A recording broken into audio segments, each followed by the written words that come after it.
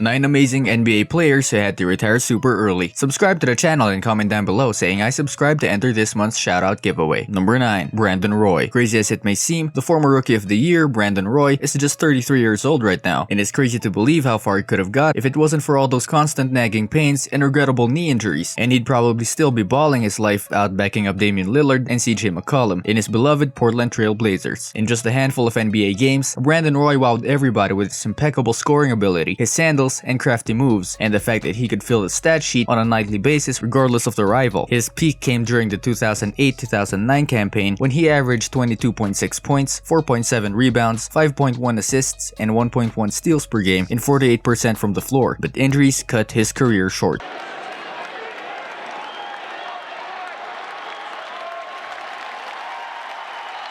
Number 8. David Lee. Not so long ago, David Lee decided to call it a day after spending a one-year tenure with the San Antonio Spurs as their big man off the bench, and incompetent of the fact that he wasn't much needed during the Golden State Warriors 2014-2015 championship run. His jersey should hang in the rafters of the Oracle Arena for sure. Lee was once one of the best scoring power forward in the league and a very capable rebounder, so the fact that he decided to retire at the age of 33 when everybody was expecting him to sign a one-year deal with a contender comes a huge surprise. Apparently, he was never happy with the lesser role he got over the last passage of his career, and he chose to be dressed in street clothes rather than continue to play the game he loved. I've heard you've gotten into a really good second career. What is it?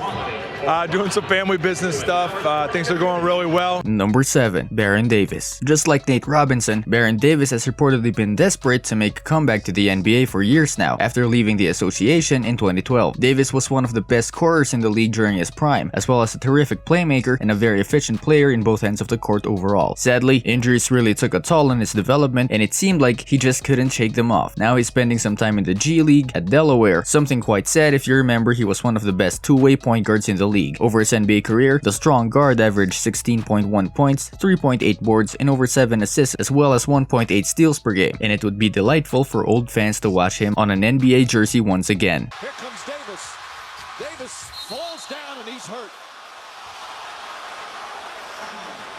And they call a travel on Davis.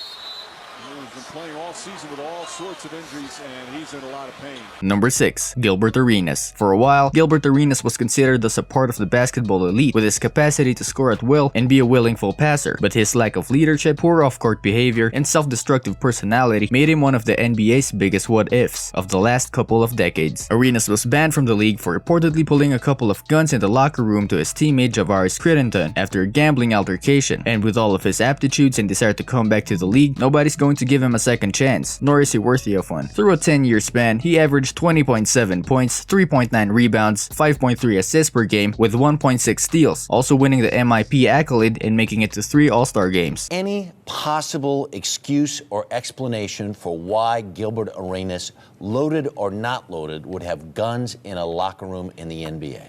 Well, I think it's bad discretion, and it shows just probably a lack of immaturity on Gilbert's part. Number 5. Carlos Boozer. Back in the day, Carlos Boozer was a major force down low in the paint, especially during his Utah Jazz stint. Sadly, it all went downhill quite fast for him during his last couple of years with the Chicago Bulls. And young fans just don't reckon how dominant Booz was in the glass and as a scoring machine in the paint. Carlos Boozer spent his last forgettable season with the Los Angeles Lakers before calling it a day, but everybody was expecting him to come back at some point of the season on a vet minimum deal to help a contender and go down as a champion, something that to this day is still yet to happen. All over his course, Boozer made it to a couple of All-Stars and averaged 16.2 points and 9.8 boards on 52% from the hardwood. Number 4. Latrell Sprewell. Latrell Sprewell was such an incredible star during his New York Knicks term, making fans all across the globe try and emulate his signature hairstyle and buy his sneakers. Because of his fierce game in both ends of the hardwood, and he even made one all-defensive squad, albeit he was more remembered by his scoring talents. Sprewell's NBA career got to a very dramatic ending, as he was keen to get paid way more money than what he was supposed to get, even though the Minnesota Timberwolves had a very lucrative offer on the table waiting for him. Afterwards, he had to deal with bankruptcy and other issues, stuff that made it quite surprising for everybody not to watch him make a comeback to the league. Number 3. Amari Stoudemire. Young fans won't remember it, but during his Phoenix Suns stretch, Amari Stoudemire was relentless as they come, and nobody was going to score on him or stop him without paying the price with his strong anatomy and stunning athleticism for such a big individual. Sadly for him, him, injuries got the best of him during the last years of his career with the New York Knicks and the Dallas Mavericks, until he decided to go overseas and play at Israel. Moreover, we were all expecting him to try and make a comeback to retire as a champion, but apparently there were no suitors for the big guy. Arguably a Hall of Famer, Stat won the Rookie of the Year, made it to 6 All-Stars and 5 All-NBA teams, and averaged 18.9 points, 7.2 rebounds throughout his career. Number 2, Caron Butler. Caron Butler was instrumental during the Dallas Mavericks championship run, and he overcame one of the toughest childhoods you'll hear about to become a very reliable source of hustle, points, and boards from the beginning to the end of his 14-season NBA career with the Heat, Lakers, Wizards, Mavericks, Clippers, Bucks, Thunder, Pistons, and Kings. Butler last played in Sacramento as a veteran mentor, and he averaged 14.1 points, 5 rebounds, 2.3 dimes, and over 1 steal per game through his career, and it was very surprising not to watch any team give him a shot, seeing how short-handed the league is at the small forward spot right now. I'm officially retired.